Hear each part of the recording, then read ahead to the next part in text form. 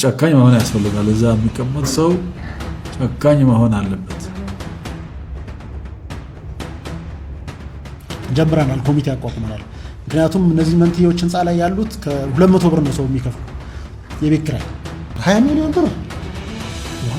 ለዚያም ደግሞ እንደገና አከራይቶ ደግሞ ሁለት ወንጌል ነው አለመክፈል፣ አንድ ወንጌል ነው አለጥፋት ነው። ደግሞ እሱ የተከራዩን አሳልፎ ለሶስተኛ ወገን ማከራየት ይፈቅዳል ህጉ። አንዳንድ ሰዎች ሰው በሰውነቱ ብቻ ይከበራል እያሉ የሚናገሩ ሰዎች ሰምቻለሁ። ሰው በሰውነቱ ብቻ አይከበሩም። አላህ ሱብሓነሁ ወተዓላ ወለቀድ ከረምና በኒ አደም ቢልም ሰላማችሁ በያላችሁበት ይብዛልኝ። እኔ አንድ ጥያቄ መጠየቅ ፈልጌ ነው በጋዜጠኛ ዮናስ እና በእግረኛው ሚዲያ ባለቤት ተክለሃይማኖት ዙሪያ። በጣም የሆኑ ቡድኖች ደግሞ አላችሁ በጣም የምትገርሙ የራሳችሁ አብሯችሁ የሚበላ የሚጠጣው ወገናችሁ እየተጨፈጨፈ የነሱ ወገን የነዚህ ጭፍጨፋዎች ወገኖቻችሁ ሞት አይደለም። ሰላም ጤና ይስጥልኝ። እንዴት አደራችሁ? እንዴት ዋላችሁ? እንዴት አመሻችሁ? አምላክ አብ ቅዱስ እግዚአብሔር ስሙ ዛሬም ዘወትርም የተመሰገነና የተወደሰ ይሁን። በወቅታዊ ጉዳዮቻችን ተመልሰናል። ከቤተ ክህነት አንዳንድ የወጡ መረጃዎችም አሉ፣ እንመለከታለን። በጣም ነውር የሆነ ስርዓት ሲፈጽሙ የነበሩ በቤተ ክርስቲያን አጠገብ በቤተ ክርስቲያን ጎን ሆነው የቤተ ክርስቲያን አስተዳደር የሚያደርጉት የነበረውን ነገር ለማየት እንሞክራለን። ደግሞ አለፍ ብለን ወደ ጅጅጋ ምንሄድና ጅጅጋ ላይ ምንድነው የተፈጠረው፣ እንዴትስ ቢደፍሩ ነው ይህን ነገር በኦንላይን ያስተላልፉት የሚለውን ነገር ከሊቀ ጳጳሱ ጋር መያይዘን ከደብረ አስተዳዳሪዎች ጋር ለማየት እንሞክራለን። ከዛ በተጨማሪ እንግዲህ የእስልምናውን ጉዳይ ጥቂት እንዳስዋለን የእስራኤልን ጉዳይ ጨምሮ ማለት ነው። እንግዲህ እስከ ፍጻሜ ድረስ እንደምትከታተሉ ተስፋ አደርጋለሁኝ። ዛሬ እንግዲህ ቅዱስ ገብርኤል ወርሃዊ በዓሉ የሚታሰብበት ቀን ነው። ስለ ቅዱስ ገብርኤል ትንሽ ነገር እንስማ። ቅዱስ ገብርኤልን የሰጠን አምላክ የተመሰገነ ይሁን። ይህ ቅዱስ ገብርኤል ምን ይባላል? ተመልከቱ። ብስራት ነጋሪ መልአክ ይባላል። እስኪ በሉ ብስራት ነጋሪ በሉ። መልአክ ለሁላችሁም ብስራት ያሰማችሁ። ጠዋት ስትነሱ የእውነት ልንገራችሁ፣ እባብ ከፈራችሁ መጽሐፈ ሄኖክ ምዕራፍ 6ን አንብቡት። በእባብና በጊንጥ በዘንዶ ላይ የተሾመ መልአክ ገብርኤል ነው። መረጋጋት ከፈለጋችሁ ከሐዘናችሁ ሐዘንን የሚያረጋጋ ገብርኤል ነው። እሳት ነዶባችሁ ከሆነ እሳቱ እየነደደ እሳትን ዘበኛ የሚያደርግልን መልአክ ቅዱስ ገብርኤል ነው። ሶስቱን ሕፃናት በእሳት መካከል ዛሬ የጠበቀበት ዕለት ነው። እስኪ በሉ ሶስቱን ሕፃናት በሉ። የት ውስጥ ነው የጠበቃቸው? አጥፍቶ ነው እሳቱ እንዳለን? ንገሩኝ፣ በሞቴ ንገሩኝ። ያ ተመልከቱ፣ ልብ ብላችሁ ስሙን። ሌላ ምስጢር ልነግራችሁ ነው። ያ እሳቱ ናቡከደን ዓለም ላይ የነደደው እሳት የእመቤታችን ምሳሌ ነው። 3 ደቂቅ የአብ የወልድ የመንፈስ ቅዱስ ምሳሌ ናቸው። ቅዱስ ገብርኤል እዚያ መገኘቱ ተመልከቱ። አብ ለአጽንኦ፣ ወልድ ለተዋህዶ፣ መንፈስ ቅዱስ ለአንጽሖ በማይጸነ ማርያም ባደሩ ጊዜ ተመልከቱ። መላእክት በእመቤታችን ማይጸን ሆነው ሲያመሰግኑ ተመልከቱ። ድንግል ታጸምም ርሳ መንገለ ከርሳ ወትሰም ድምፀ መላእክት። ድንግል ማርያም የመላእክትን ምስጋና ለመስማት አንገቷን ዘንበል ታረግ ነበረ ይላል። ለምን? የመላእክት ጌታ በማይጸኗ ስለተወሰነ መላእክት ሲያመሰግኑት ምስጋናው ይሰማት ነበርና። ስለዚህ ተመልከቱ፣ በዚያ በ3 ደቂቅ መካከል ገብርኤል ተገኘ ማለት ምን ማለት ነው? አብ ወልድ መንፈስ ቅዱስ መልጠው ባሉበት ቦታ ገብርኤል ለተልእኮ ይፋጠናል ማለት ነው። ቅዱስ ገብርኤል ለሁላችንም ከፊታችን ይቅደምልን።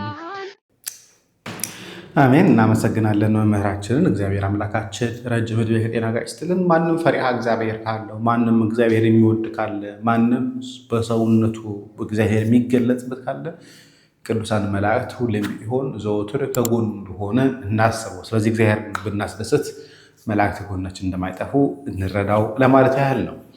አንድ የቤተ ክርስቲያን አስተዳዳሪ እንግዲህ ተፈጸሙ ተብሎ ሶሻል ሚዲያ ላይ እየተሰራጨ ያለ ጉዳይ አለ። ቪዲዮውን እያየን እናውራ። ይህ ሰው እንግዲህ በተሐድሶ ከዚህ በፊት ሲጠረጠር እንደነበረ መረጃዎች ያመላክታሉ። ቪዲዮውን እያየን እኔ መረጃዎቹ ላንበብላችሁ የሚሻለው እሱ ስለሆነ ብዬ ስለማሰብ ነው። ድንገት ቪዲዮን አቁሜ በኋላ ከመለፈልፍባችሁ ቪዲዮውን እያየን እንግዲህ ምን እያደረገ ነው ብላችሁ ልታስቡ ትችላላችሁ። እንግዲህ ሽንቱን በኮዳ እየቀዳ ነው። የቤተክርስቲያን አስተዳዳሪ ነው። የሚገኘውም ቤተክርስቲያኑ አጠገብ ባለ ቦታ ነው። ይህ ግለሰብ መጋቢ ሃይማኖት የማነ ብርሃን ይባላል። የቀድሞ የቦሌ መድኃኔዓለም ሰባኪ ወንጌል በቅርብ ጊዜ ደግሞ የጎሮ ሰፈር የወይን አምባ ማርያም ቤተክርስቲያን አስተዳዳሪ፣ አሁን ደግሞ የኮተቤ ኢያቄም ውሃና አስተዳዳሪ ናቸው። እንግዲህ እንደምትመለከቱት ቤተክርስቲያን አጠገብ ነው ያሉት። ምን አባህ እያሉ የሚናገሩት እንግዲህ እሳቸው ናቸው። እኚህ ሰው የቤተክርስቲያን አስተዳዳሪ ናቸው። ቤተክርስቲያንና ቤቱ ደግሞ ቅርብ ርቀት ናቸው። መጸዳጃም አለ፣ ሁሉን ነገር የተሟላ ነው። ነገር ግን እንደ ሕፃን ልጅ እንደ ዱርዬ ወይ ደግሞ እንደው ጋጠወጥ እንደሆነ ሰው በኮዳ ሽንታቸውን እየቀዱ ላምበላችሁ። ለማንኛውም ይህ ግለሰብ መጋቢ ሃይማኖት የማነ ብርሃን የቀድሞ የቦሌ መድኃኔዓለም ሰባኪ ወንጌል፣ በቅርብ ጊዜ ደግሞ የጎሬ ሰፈራ ወይን አምባ ማርያም ቤተክርስቲያን አስተዳዳሪ፣ አሁን ደግሞ የኮተቤ ኢያቄም ውሃና አስተዳዳሪ ነው። ከፍተኛ በጀት ከታድሶ መናፍቃን በጀት ተመድቦለት አጀንዳ ተሰጥቶት በተመሳስሎ በመግባት ቤተክርስቲያን እያፈረሰ ምዕመናን እያስኮበለለ ነው።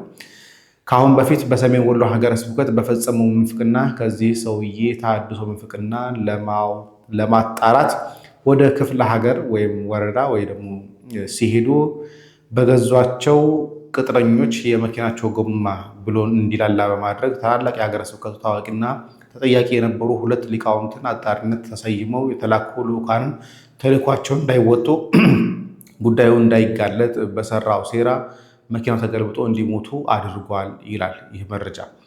በዚህ ሰውዬ ምንፍቅና ዛሬ የተጀመረ ሳይሆን ረጅም ጊዜያት ዘመናት ያስቆጠረ ከደሙና ከአጥንቱ ጋር የተቆራኘ በነበጋሻው በነትዝታው ዘርፌ ጋር ሲሰራ እየኖረ ነው። ሌላው እግዚአብሔር ቤተ መቅደስ ውስጥ ሽንት መሽናት፣ እግዚአብሔር ጉባኤ ላይ ሽንት መሽናት በጣም የሚያሳፍር ምንፍቅናንም ጥግ የደፍረቱ መጨረሻ የሚያሳይ አሰቃቂ ተግባር ነው የሚል አንድ ሚዲያ ዘግቦታል። እንግዲህ ይህ ሰው ቤተ መቅደሱና ቤተክርስቲያኑ ቅርብ ለቅርብ ናቸው፣ እዛው ግቢ ውስጥ ያለ ግን በጣም ከአንድ ከትልቅ ሰው ከቤተ ክርስቲያን አስተዳዳሪ አካላት ከመንፈሳውያን ማይጠበቁ ስርዓቶችን ወጣ ብሎ እንግዲህ ሰው አለ እንደምትመለስ የሚቀርጽ ሰው አለ። እሱም የቤሳ ሰው በነገራችን ላይ ለምን እንደቀረጸው አላውቅም። የቤሳ ሰው ነው። ሰው አቁሞ በቢሮ ሰው አስቀምጦ ሽንቱን በኮዳ ውስጥ ይችላሉ። ትናንትና ይሄ መረጃ ሲላክልኝ ይሄ መረጃ አሁን ተገቢ ነው ወይ ማንሳት አለብኝ ወይ እያልኩኝ ከራሴ ጋር በጣም እየተከራከርኩኝ ነበር። ግን ሌላ መረጃ ዛሬ ጠዋት መረጃ ሳነብ ደግሞ ኦኬ ሰው ችግር ያለበት ሰው ነው፣ ስለዚህ ቤተክርስቲያን በማቃረል ያለ ሰው ነው፣ ምን አባህ እያለ የሚናገር አይነት ሰው ነው። ሰው አጠገቡ ሆኖ ከኋላው ሰው ሆኖ በሃይላንድ እቃ ላይ የሚጸዳዳ አይነት ሰው ነው ሳገኙ ምናልባት የምግባር ችግር ያለበት ሰው ነው ብያለሁ። እና እንግዲህ አሁን በቤተክርስቲያን አስተዳዳሪነት የሚገኘው ኮተቤ ኢያቄም ውሃና ቤተክርስቲያን አስተዳዳሪ እንደሆኑ ሰምተናል። መጋቢ ሃይማኖት የማነ ብርሃን ይባላሉ ማለት ነው። መረጃው ከጠቀማችሁ ወደ አባታችን አቡነ ሳዊሮስ ልምጣ። ጨካኝ መሆን ያስፈልጋል። እዛ የሚቀመጥ ሰው ጨካኝ መሆን ያስፈልጋል። እዛ የሚቀመጥ ሰው ጨካኝ መሆን አለበት፣ ለማስተካከል ማለት ነው። ከዚህ በፊት ያሉትን ለማስተካከል መንገድ ለማስያዝ ያም ስጠኝ ይሄም ስጠኝ ይሄ ነው፣ በዚህ ጊዜ ካላገኘ መቼ ላገኝ ነው። ሁሉም ለራሱ ነው። ሁሉም ለራሱ ጥቅም ነው፣ ለቤተክርስቲያን ብሎ አይደለም። እና እቺ ቤተክርስቲያን እንደራሱ አርጎ የሚያይ እንደራሱ ንብረት እንደራሱ አርጎ የሚያገለግል የሚሰራ የሚቆረቆር አግኝቼ ልሄድ እንጂ ለቤቱ የሚቆረቆር ሰው የለም። ያው ተጠቅሜ ልሄድ ብቻ ነው፣ ተጠቅሜ ዞር ልበል ብቻ እንጂ ይሄ ቤተክርስቲያን በዚህ ብትስተካከል በዚህ መስመር ብትይዝ እንደዚህ ባደርግ የሚል የለም። ከዚህ እስከ ታች ጠቅላላ አጠቃላይ በሙሉ ይሄ ነው። እና ድርጅቱን እንኳን አስከብረን እኮ እንትን ብንል ምንም አይደለም። ራሳችንን አስከብረን ይሄ ራሳችን ነው፣ ህይወታችን ነው። ቤቱ ኢትዮጵያ ኦርቶዶክስ ተዋሕዶ ቤተክርስቲያን ቤት ነው፣ ዋናው ቤት ነው። እንግዲህ መጨከን አለብን እየተባለ ነው። በተለይ ደግሞ ትናንትና ያቀረብኩላችሁ ከ20 ሚሊዮኑ ጋር በተገናኘ የቤት ኪራይ የሚያስቅ ጉዳይ ነው። ነገር የቤት ኪራይ ጉዳይ ስንመለከት በጣም የሚያስቅ ነው። እንመለከታለን በኋላ በጣም ነውር የተሞላበት። ለዚያም ደግሞ እንደገና አከራይቶ ደግሞ 2 ወንጌል ሆነ አለመክፈል አንድ ወንጌል ነው፣ ጥፋት ነው። ደግሞ እሱ የተከራዩን አሳልፎ ለሶስተኛ ወገን ማከራየት ይፈቅዳል ይሄው ቅዱስ አባታችን። ቤተ ክርስቲያኗ 20 ሚሊዮን ብር እስክታጣ ድረስ በዚህ ኃላፊነት የነበሩ በዚህም የመለከታቸው ሰዎች ምን ይሰሩ ነበር የሚለው ነገር ዝም ብለን ማለፍ የለብንም። ሌላ ቢቀር እንኳን እንደ አውቀን ባልማት እንኳን ራሱ ነውር ነው። ለነገም እንዳይቀጥል ያደርጋል። ቢያንስ ይህንን ድርጊት ዝም ብሎ ውስጥ እንግዲህ አለ።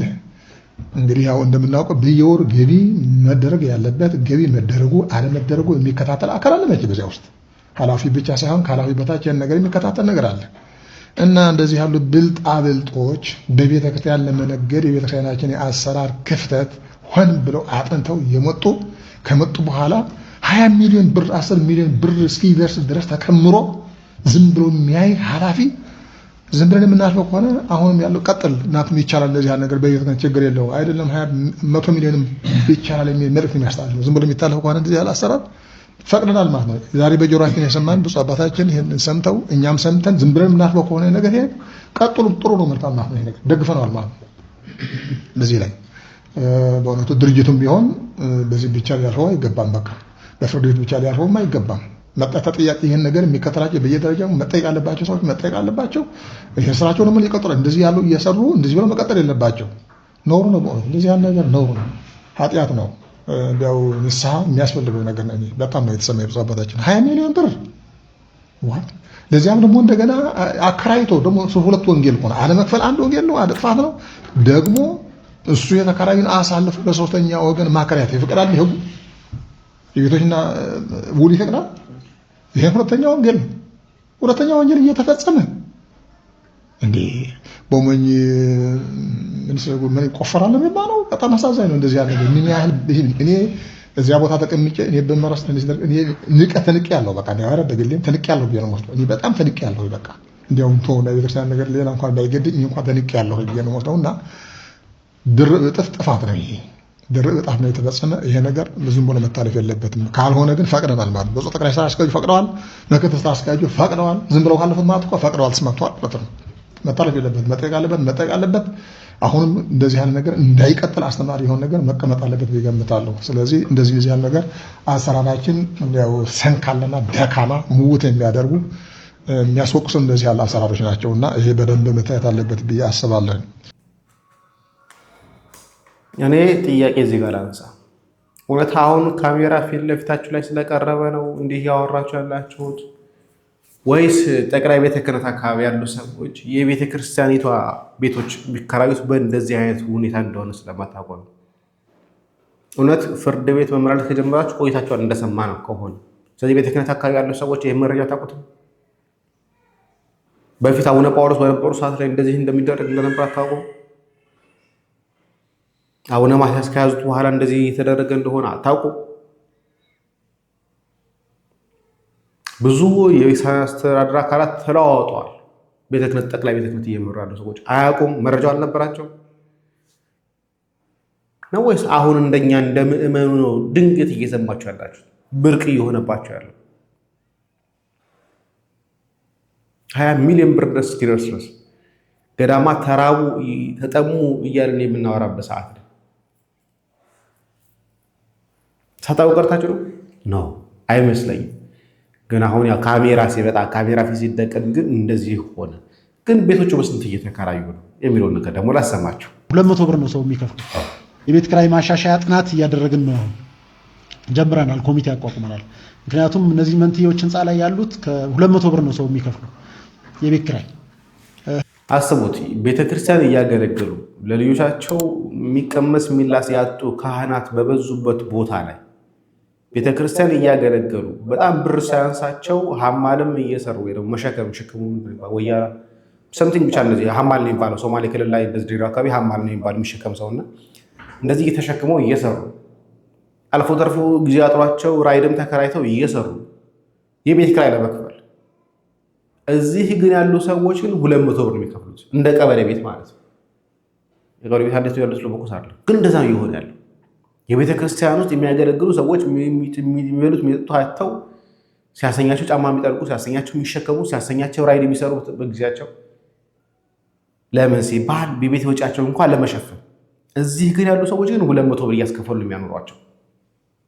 ምን ነው ብዙ ካህናት እኮ አሉ እኮ ማደሪያ አጥተው ልጆች የተበተኑባቸው ልጆቻቸውን ገጠር የላኩ እነሱ በትንሽ የቤት ለመኖር አብረው መኖር አቅቷቸው ለምን ለነሱ አታከራያቸው? ለምን እኛ ያስወጣታችሁ እንዳለ ለአገልጋዮች ለማታረጉት?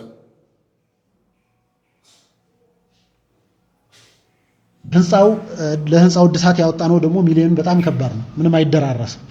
ስለዚህ ቤተክርስቲያን ቤቶች የምታከራየው ከገንዘብ አግኝታ ተጨማሪ ልማቶች ለመስራት የአብነት ትምህርት ቤቶችና መንፈሳዊ አገልግሎቷን ለማጠናከር እስከሆነ ድረስ 4 ኪሎን የሚመጥን የቤት ኪራይ ሊኖረው ያስፈልጋል።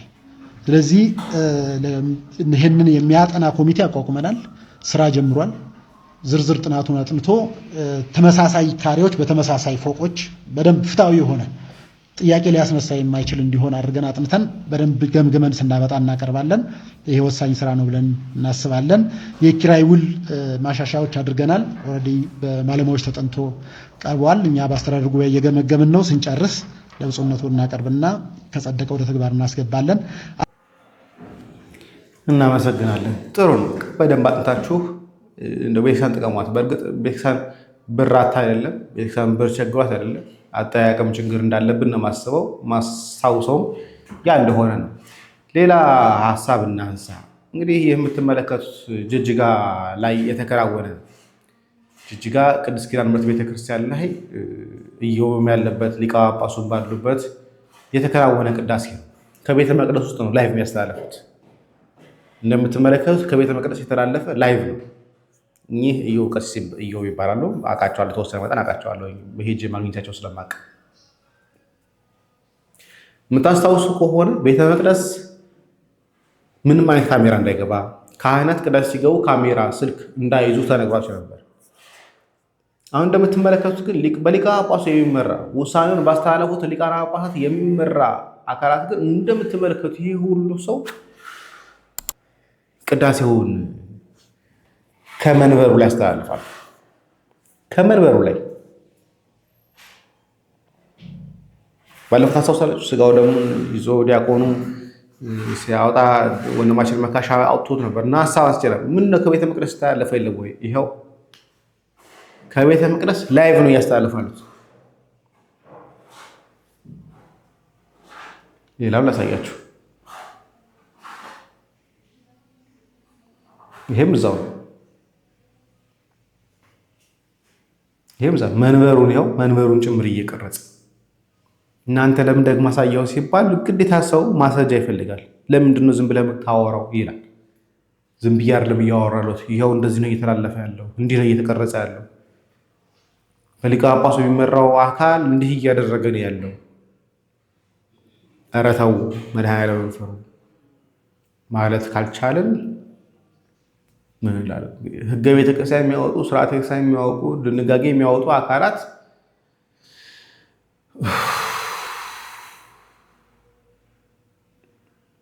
ምን ማለት እንችላለን? መድኃኔዓለም ይቅረበን እንጂ።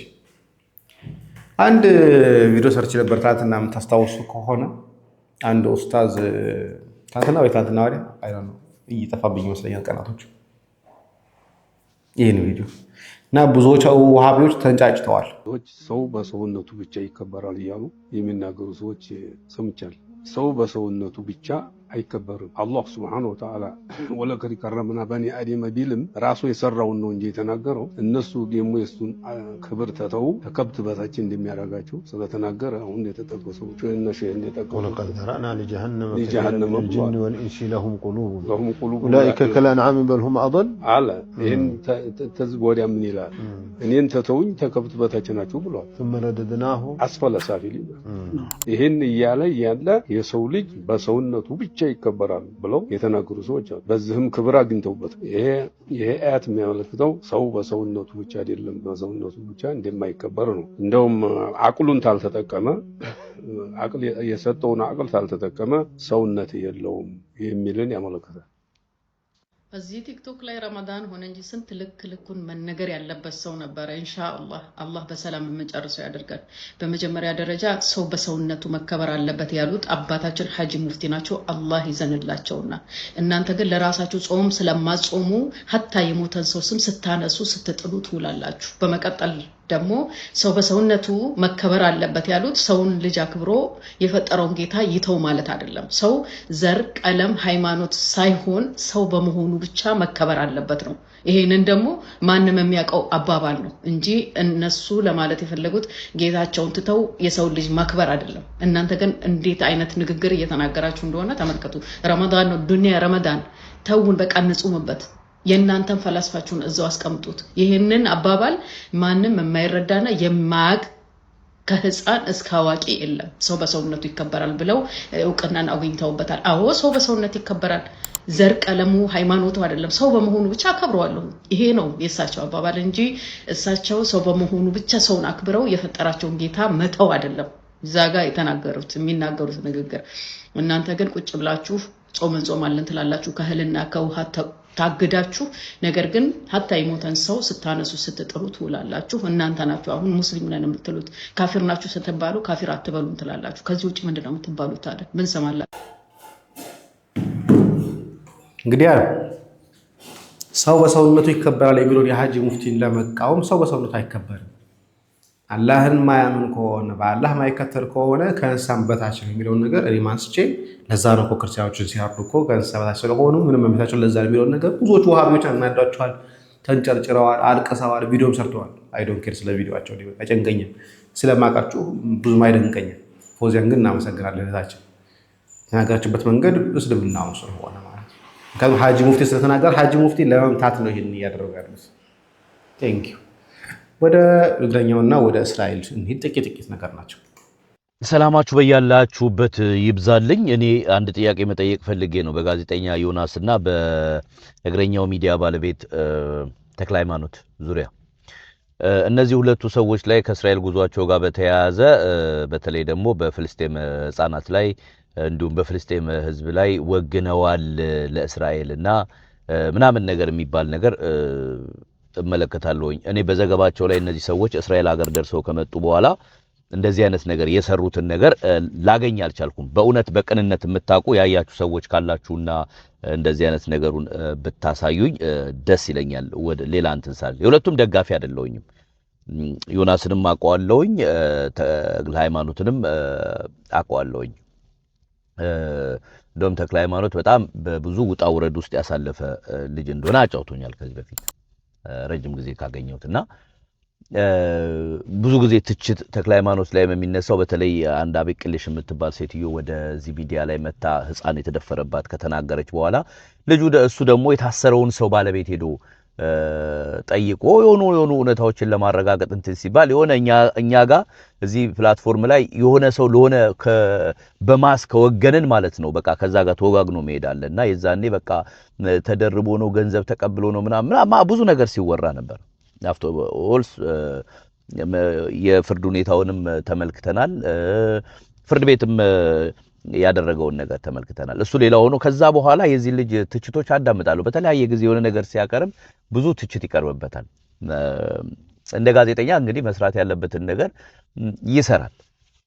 ዮናስም እንደዛው ኢቢኤስ ላይ ጥሩ ስም ካላቸው ጋዜጠኞች አንዱ ነው። ግን እነዚህ ሰዎች እነሱ ብቻ አይደሉም። በነገራችን ላይ ብዙ ኦርቶዶክሳውያን ወደ እስራኤል ሀገር ይሄዳሉ።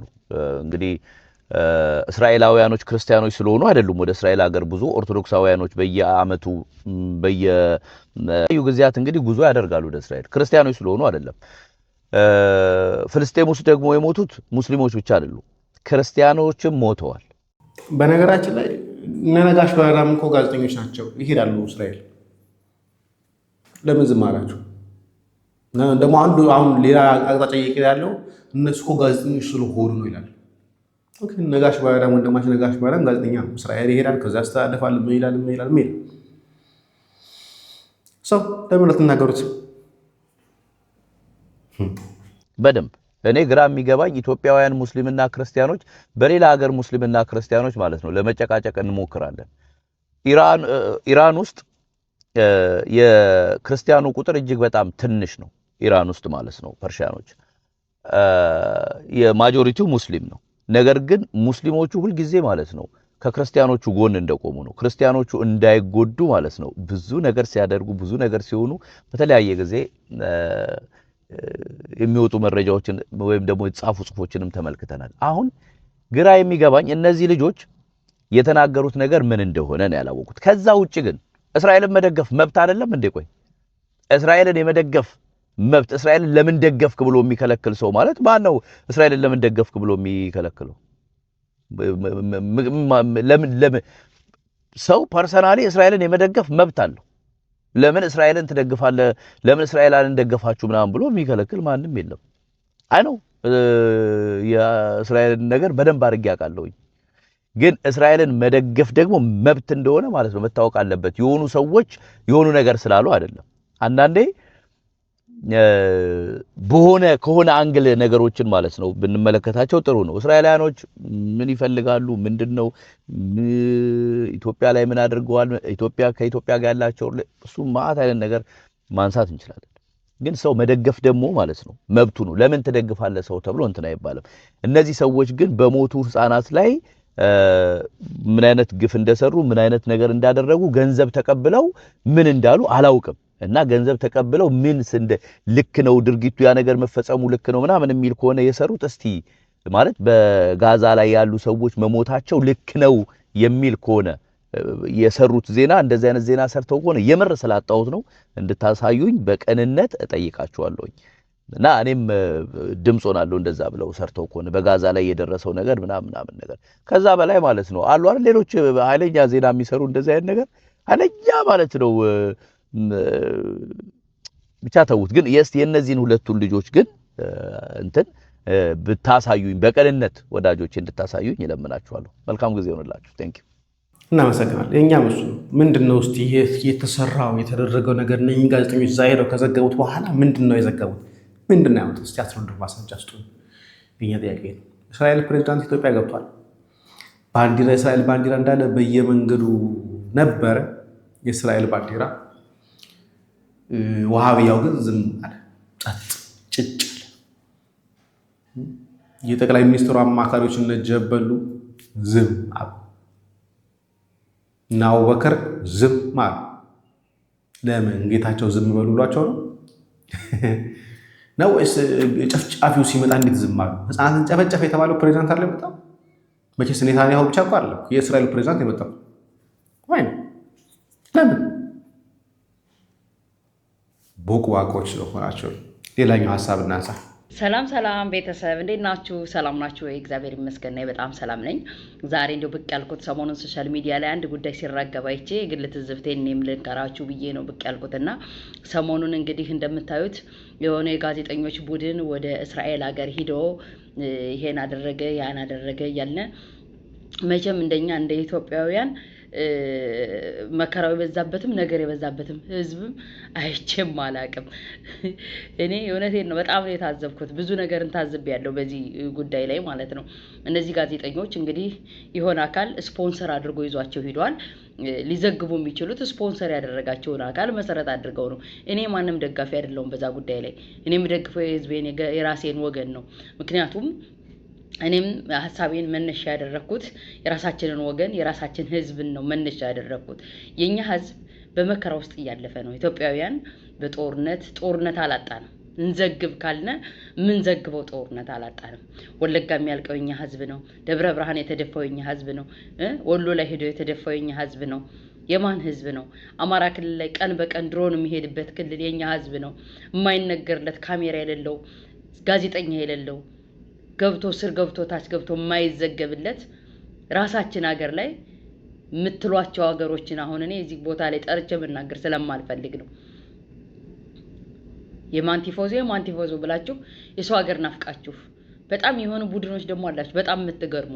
የራሳችሁ አብሯችሁ የሚበላ የሚጠጣው ወገናችሁ እየተጨፈጨፈ የነሱ ወገን የነዚህ ጨፍጨፋዎች ወገኖቻችሁ ሞት አይደለም። ምክንያቱም ጨፍጫፊው አብይ አህመድ ስለሆነ የአብይ አህመድ ቲፎዞችና ደጋፊዎች ስለሆናችሁ። ነገር ግን ዓለም አይኑን ትኩረቱን ከጣለበት ጉዳይ ላይ አይናችሁን ጥላችሁ የሌሎችን ዓለም ናፋቂ ሆናችሁ አብራችሁ የሚኖራቸውን ወገንና ህዝባችሁ በማንነቱ እየተጨፈጨፈ ጦርነት አጠን ነው እንዴ? በሚሊዮን ያለቀ ኢትዮጵያዊ አይደለም እንዴ? በሚሊዮን የጨረሰው አብይ አህመድ አይደለም እንዴ? እነዚህ ጋዜጠኞች ኢትዮጵያ ላይ ሲኖሩ ዮናስ ከበደ በሉት እግረኛው ሚዲያ ተክለ ሃይማኖት አዳነ በሉት ኢትዮጵያ ላይ ሲኖሩ አንድ ቀን አብይ የሚያደርገውን ጭፍጨፋ ዘግበው ያውቃሉ? ያን ባለማድረጋቸው ግን ጠይቃችኋቸው አታውቁም። አንድ አካል ግን የሆነ ስፖንሰር አድርጓቸው ይዟቸው ሄደ። ስፖንሰር ያደረጋቸውን አገር ነው ሊዘግቡ የሚችሉት። እናንተም ስለ ስፖንሰር የምታውቁ ይመስለኛል አይደለም እንዴ? እኔ ማንም ወገንተኝነት ኑሮኛ አይደለም። የከሌ ወገን ልላለሁ። እኔ እናንተን አይደለሁም። እኔም ምጭሆው ዛሬም ቢሆን ለወገናችን ነው። አዎ የሰው ልጅ ሞት ያሳዝናል። ከጦርነት ምንም እንደማናተርፍ መማሪያ ሊሆንን ይገባል። ህፃናቶች ሲያልቁ እናያለን። በረሃብ ሲያልቁ ተዘግቶባቸው ሲያልቁ እናያለን። እንዴት አየን? ጋዜጠኛ ገብቶ ምድር ላይ ዓለም አይኑን አፍጥጦ ጠይቆላቸው ምድር ላይ ስለተዘገበ የኛን የትግራይን ህዝብ ማን ይዘግበዋል? የኛን የአማራን ህዝብ ማን ይዘግበዋል? የኛን የኦሮሚያን ህዝብ ማን ይዘግበዋል? እነማን ናቸው ስፖንሰር የሚያደርጉ? ከድሮን ጀምሮ ምን ተብለው ተሰጧቸው ነው ስፖንሰር የሚያደርጉ? እውነት ለድሮን መግዣ ያህል ከፍለን ነው? ነገር ግን የከሌን ወገን ከሌን የሚባለውን አካል ላጠፋ ነው ተብሎ ስለተጠየቁ ብቻ ነው። ነገር ግን አንዳንዶቻችሁ የዚህ ብልጽግና ይባል ቆሻሻ ስርዓት ደጋፊ ሆናችሁ ጥርሳችሁና እየፈቀፈቃችሁ ቦርጫችሁን ዘርግፋችሁ እነዚህ ጋዜጠኞች ህሊናቸውን ክደዋል። እናንተስ ምን ልትባሉ ነው? እነዚህ ሰዎች ስፖንሰር ተደርገው ሄደዋል። ስፖንሰር ያደረጋቸውን አካል መሰረት አድርገው ሊዘግቡ ይችላሉ። we doesn't care። እኔ I don't care ስለነሱ I don't care። ነገር ግን እነዚህ ጋዜጠኞች እንዲውስ ኢትዮጵያ ላይ ጦርነት በተፋፋመበት ሀገር ላይ እንደ ጋዜጠኛ ተቀምጠው አንድ ቀን ወርደን እስኪሚጨፈጨፈውን ህዝባችን እንዘግብ ብለው ባለማለታቸው ግን ቅሬታ አንስታችሁባቸው ግን አታውቁም። ነገር ግን እኔ በጣም ማዝነው የሆነ ቡድን አለ። ህዝቡ ወገኑ አብሮት የኖረው እያለቀ ከህዝቡ ጋር ተወገኑ ጋር ተጋብቶ ተዋልዶ አብሮ እየኖረ ነገር ግን ሌላውን አለማንጋጡ የሚያይ ኢትዮጵያ ምንም ያልሆነች ነገር ግን የኢትዮጵያን መሰረተ ልማት የኢትዮጵያን ሀብተ ንብረት አጋፎ የሚበላ የሚጠጣ በጣም የሚገርም ቡድን አለ ዝም ብዬ የማየው። ነገር ግን ጨፍጫፊው አብይ አህመድ ስለሆነ የአብይ አህመድን ስርዓት የምትደግፉ አንድ ሁለት የምትባሉ የምትጠሩ ቡድኖች አላችሁ። መከፋፈሉ ከዚህ በላይ ይብቃን ብለን ነው እንጂ ማን ተዛዘብ መስሏችሁ ነው? በጣም እኮ ነው የምንተዛዘበው። በጣም ነው የምንተዛዘበው። የኢትዮጵያ ህዝብ ማን ይዘግብለታል? ሞቱን ማን ነው የሚዘግብለት? ማን ነው የሚነግርለት ሞቱን? አንድም ነገር ግን ብላችሁ አታውቁ። እነዚህ ጋዜጠኞች ብዙ ፎሎወር ያላቸው ጋዜጠኞች ናቸው። ትግራይ ክልል ላይ የሚደረገውን ጦርነት፣ አማራ ክልል ላይ የሚደረገውን ጦርነት፣ ኦሮሚያ ክልል ላይ የሚደረገውን ጦርነት አንድም ቀን ባለመዘገባቸው ተሰምቷቸው አያውቅም። ከወለጋ ተጨፍጭፈው በብልጽግና ስርዓት ደብረ ብርሃን የተደፉ ወገኖች ምን እንብላ እያሉ ህፃናት ከትምህርት ቤት ተገልለው በላያቸው ላይ ጎርፍ እየሄደባቸው እነሱ የእናንተ ወገኖች አይደሉ? እነሱ የእናንተ ዘመዶች አይደሉ? ዓለም አይኑን ካሳረፈበት ቦታ ላይ ሄዳችሁ አፍጥታችሁ እንትና ለመዘገቡ በጣም ያሳዝናል። እንትና ጋዜጠኛ ላይ የእንትና ጅደ የእናንተ እንደምስማን ይቁጠረው። ወገኖቻችሁ ነግልጌት አድርጋችሁ ሌላውን የምትናፍቁ ለነዛ ሰዎችማ ከጦርነት ትርፍ እንደሌለው እንማራለን። ለነዛ ሰዎች ግን የሚጮህላቸው አካል አለ፣ ወገን አለ። ዓለም ትኩረቱንም አርጓል። ገመናው ስለተገለጸ ነው አይደለም እያየነ ያለ ነው። እነዚህ ጋዜጠኞች ደግሞ የሆነ አካል ስፖንሰር አድርጎ ይዟቸው ሄደ። ስፖንሰር ያደረጋቸውን አካል ነው ሊዘግቡ የሚችሉት። አለቀ። ኢትዮጵያ ላይ ግን እነዚህ የምትጠሯቸው ተፋላሚ ሀገሮች ያልተናነሰ ፍልሚያ እያለ ያልተናነሰ ይዘር ማጥፋት እያለ ነገር ግን እነሱን ልብ ብላችሁ አይታችሁ አታውቁ። በጣም የምትገርሙ ደግሞ በማህበራዊ ሚዲያ ሞዴል የምትባሉ የሆነ ዝርግፎች አላችሁ። ቁጭ ብላችሁ በየሚዲያው የእንትናንትን ይፈርዳል ምናምን። ፈጣሪማ ታጋሽ ሆኖ ነው እንጂ ቢፈርድ አብይ አህመድ ላይ ነበር የሚፈርድ። የምትደግፉት ወገናችሁ ጋር የአብይ አህመድ ጭፍጨፋ ለእናንተ ምንም አይደለም። እንደተባሉት ክፍፍሉ ይብቃን ብለን ነው እንጂ ቁጭ ብላችሁ ጥርሳችሁን የፈቀፈቃችሁ በለው ያላችሁ የምትታዘቡ ቡድኖች የላችሁ፣ የምትታዘቡ አካሎች የላችሁ። ምናያችሁ አይመስላችሁም? ወገናችን በዚህ ጦርነት ልክ እያለቀ በለው ይለቅ የምትሉ ነገር ግን የሌሎች ጦርነት አሳሰባችሁ። እናንተ አዝናችሁ አዛኞች በጣም ነው የሚያስተዛዝበን። የእውነት እኔ ማንንም ደጋፊ አይደለሁም። የህዝቤ ደጋፊ ነኝ። የወገኔ ደጋፊ ነኝ። እውነት እንነጋገር ከተባለ ግን እነዛኛ ጋዜጠኞች የሄዱበትም ወገን አለን፣ እዛ ውስጥ ዘመድ አለን። አብረውን ኑሯን፣ አብረን ተዋልደናል፣ አብረን ተጋብተናል፣ አብረን ኑረናል። ያልፍልናል፣ ይስተካከልልናል ያለ ግማሹን በእምነቱ ተሰዶ ሄዷል። ግን ወገኖቻችን ናቸው። እነሱን ጎብኝቶ ዘግቦ ሊመጣ ይችላል። ነገር ግን ያ ማለት ደግሞ ፍትሃዊ ያልሆነ ነገር ይደረግ እያልኩ አይደለም። ነገር ግን ፍትሃዊ ያልሆነ ነገር መቃወም ከጀመራችሁ አገራችሁ ላይ ያለውን ጀምሩ ነው። እነዚህ ጋዜጠኞች እንደ ጋዜጠኛ ተክለ ሃይማኖት አዳነን በለው ዮናስ ከበደን በለው ታዋቂ ጋዜጠኞች ናቸው።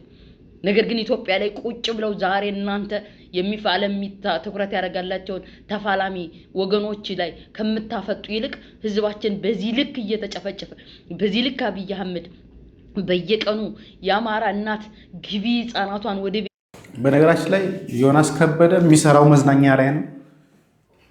እግረኛውም እያደረገው የሚሰራው ደግሞ ኢንተርቪው ላይ ነው። ችግር ያለባቸውን ችግር የገጠማቸውን በችግር ውስጥ ያሉ ምናምን ነገር ነው ኢንተርቪው ያደርገው። ስለዚህ ሁለቱም ይሄ ከአደጋ ጋር በመጣ ምናምን ነገር የሚዘግቡ አይነት ነገሮች አሉ።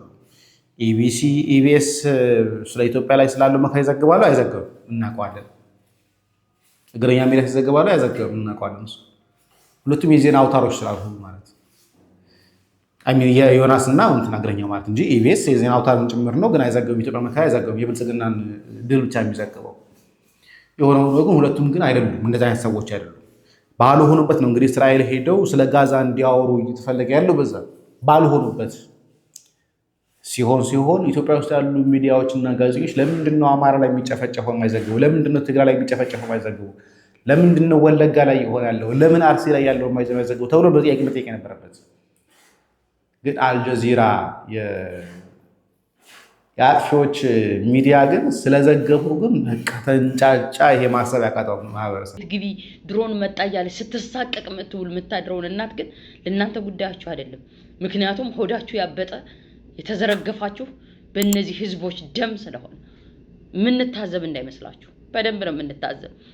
ካዘናችሁ እኩል ዘሩ የምታዝኑ ከሆነ ነገር ግን አብይ አህመድ ማንን ለይቶ እያጠፋ እንደሆነና ማን ቁጭ ብሎ ጥርሱን እየፈቀፈቀ እያየን እንደሆነ በደንብ ነው የምንታይ። መከፋፈሉ እዚህ በላይ ይብቃል ብለን ነው። መተዛዘቡ እዚህ በላይ ይብቃል ብለን ነው እንጂ የሚዘገብ ጦርነት ጠፍቶ ነው ሀገራችን ላይ እልቂት ጠፍቶ ነው፣ ረሃብ ጠፍቶ ነው። ዓለም ካፈጠጠባቸው ሚዲያዎች ከሚያሳዩን ገልጠው ከሚያሳዩን የበለጠ የኢትዮጵያ ገመና ቢገለጥ እዚህ በላይ አይታይም። ወገኖቻችን በመከራ በረሃብ ውስጥ ከትምህርት ከጤና ከግብርና ተገልለው ከመሰረተ ልማት ተገልለው ከፕሮዳክቲቪቲ ተገልለው አምራቹ ክልል አምራቹ ህዝብ ጦርነት ታጥቆ በለው በዩ እየተባለ እየተጨፈጨፈ በሰማይ በምድር በበራሪ እየተንጨፈጨፉ ይሄ ለእናንተ ጉዳዮች አይደለም። ምክንያቱም ጨፍጫፊዎች ስለሆናችሁ ሆዳሞች። እንተዛዘባለን። ስነ ስርዓታችሁን ያዙ። ብዙ እንድንናገር አታድርጉ እንጂ እነዚህ ጋዜጠኞች ኢትዮጵያ ላይ ቁጭ ብለው የኢትዮጵያን ጦርነት ባለመዘገባቸው ለምንድን ነው ያልወቀሳችኋቸው? አንድ አካል ስፖንሰር አድርጓቸው ወስዶ የከለን ናፋቂዎች በጣም ነው የታዘብኳችሁ። ይሄን ልበል ብዬ ነው። አመሰግናለሁ። እግዚአብሔር ይስጥልን። እህታችን ጥሩ አድርጋ ያቀረበችው በደንብ ነው የተናገረችው። ለምን አሁን እስካሁን ድረስ ለምን ዝም ተባሉ? ለምን እስራኤል ሲሄዱ እስራኤል መንግስት አሁን ኢትዮጵያ መጣ ጨፍጫፊ ብላችሁ የፈረጃችሁት አካል ኢትዮጵያ ውስጥ ገብቷል። አሁን ለምን አትናገሩ? ለምን አህመድ የጀበረ ጠቅላይ ሚኒስትሩ አማካሪ ለምን መጥቶ ፊት ለፊት አይሞግት? ለምን ኡስታዝ አቡበከር አሁን ፊት ለፊት መጥቶ አይሞግት? ያው የእስራኤል መንግስት መጣ አይደል? የሚፈልጉት መንግስቱ አይደል? የእስራኤል መንግስት ነው ወይስ ኔታንያሁ ብቻ የሚፈልጉት? ለምን እናውቀዋለን። ደብል ስታንዳርድ እንደሆነ እናውቀዋለን። ለነሱ ሰው ብለው የሚያስቡት ሙስሊሙን ትናንትናም ተናግሬያለሁ። ሰው ብለው የሚያስቡት ሙስሊሙን ነው። ሙስሊም ሲነካ ብቻ መጮህ የሚፈልጉት ኢትዮጵያዊ ሲነካ አይደለም። ለዛ ነው ብዙ ኮሜንቶች ያላችሁ ከሆነ ለዛ ነው እኮ ራሴን እንደ ኢትዮጵያዊ ማራየው፣ ለዛ ነው እኮ ከነዚህ ማህበረሰብ ጋር እንድቆጠር ባልፈልገው እያሉ የፋላስታይንን ምልክት የጨረቃዋን ምልክት እያጎን ለጎን እያደረጉ የሚጮት ለዛ ነው። ስለዚህ መታችሁ እንደ አዛኝ ባትነግሩንስ በጣም ጥሩ ነው። ለእናንተም ጥሩ ነው። በነገራችን ላይ የሚታዘብ ሰው አለ፣ ህሊና ያለው ሰው አለ። እንደናንተ ሁሉም ህሊናው ሸጥ አይደለም እና ፕሊስ ባካችሁ ቀላችሁን አቁሙ። ለማንኛውም እኔ እዚህ ያላብቃ። በሌላ መረጃ ካለ መለሳለሁ። ሰላም እግዚአብሔር ከእናንተ ጋር ይሁን። ቸር